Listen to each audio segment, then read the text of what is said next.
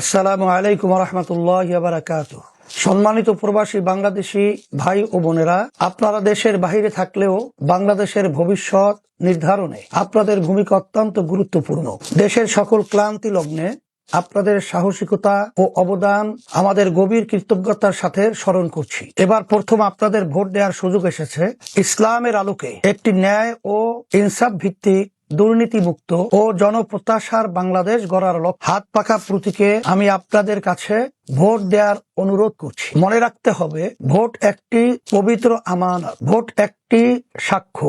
এই দায়িত্ববোধ নিয়েই কোনো ভয় বা লোভের কাছে নয়, ঈমান, বিবেক আর আল্লাহর উপর ভরসা করে আপনার ভোটের সিদ্ধান্ত নিন। আল্লাহ তাআলা আমাদের সবাইকে সঠিক সিদ্ধান্ত নেওয়ার তৌফিক দান করুন। আমিন। ওয়াসসালাম মা'আস-সালাম।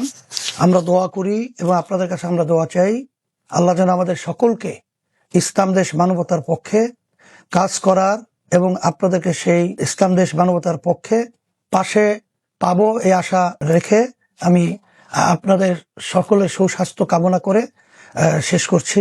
আলহামদুলিল্লাহ।